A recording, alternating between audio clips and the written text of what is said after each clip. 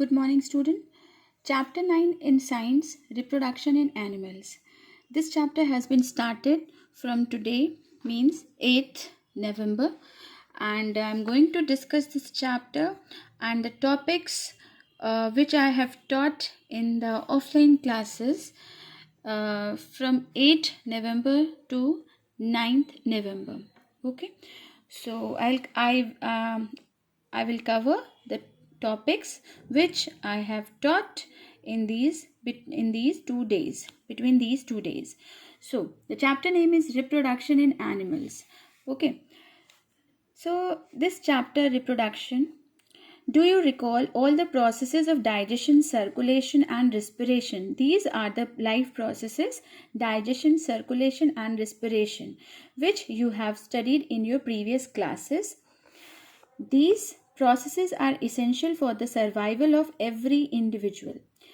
Okay, these are the life processes which are very important and essential for all of us. You have also learned about the process of reproduction in plants in classes 6th, 7th and 5th. Also we have learned about the reproduction in plants, where we have learned the parts of the plants which are involved in the reproduction, the type of reproduction or the mode of reproduction, sexual and vegetative reproduction, the male part of the plant and the female part. These all we have discussed in the previous classes. Now in this chapter, in class 8, we will discuss about the reproduction process in the animals. So we know that reproduction is essential for the continuation of a species, for the existence of the life on earth. Imagine what would happen if organism had not reproduced. If organism had not reproduced, means then the next generation of the animals will not be there and the life will be stopped. Okay, you will realize that reproduction is very important as it ensures the continuation of similar kinds of individual generation after generation. This is the reproduction, means the continuation. It is a continuous process where the individual can deliver or generate the same kind of animals or same kind of individual. Okay, from one generation to the other. You have already learned in your previous class about reproduction in plants. In this chapter, we shall learn how reproduction takes place in animals. So, first point is 9.1, mode of reproduction. So, have you seen the young ones of different animals? Yes, of course, we have seen so many young ones of the adult animals like dogs, babies. We can say the young ones means the babies. So we have seen, yes, of course, we have seen the babies of the puppy dogs, babies of the cats, babies of the cows and buffaloes. So, and their names are different. So see the topic, see the table 9.1. This is the table where the animal and their young ones has been given. Like human, the young one of the human is known as baby. Cat, the young one of the cat is kitten. Dog, puppy. Butterfly, caterpillar. Hen, chick. Cow, calf. Frog, tadpole. These are the animals and their young ones' name. Okay, there are certain animals who lays egg, whereas there are certain animals who produce or reproduce or deliver their young ones or their babies. Okay, just as in plants, there are two kinds of reproduction or the two methods by which these animals reproduce, and which are sexual reproduction and asexual reproduction. The first point is 9.2, sexual reproduction. So try to recall reproduction in plants which you studied in class 7th. You will remember that plants that reproduce sexually have male and female reproductive parts. Here we are going to learn the reproduction by the sexual process. So this sexual reproduction involve the male and female reproductive parts. Can you name these parts? Okay, we will discuss about the structure and their organ name. In animals also, male and female have different reproductive parts or organ. Like plants, the reproductive parts in animals also produce gametes.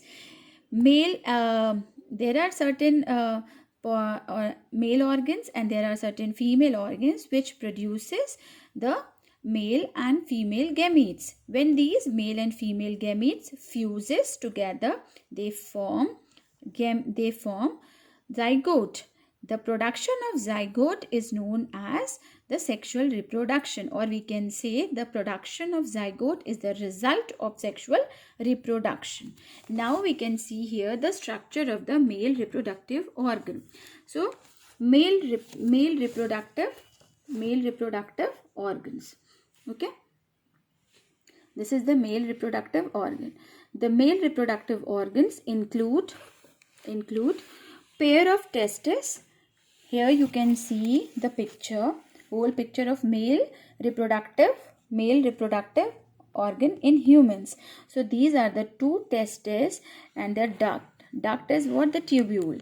This duct is known as sperm duct and these are known as testes. Okay.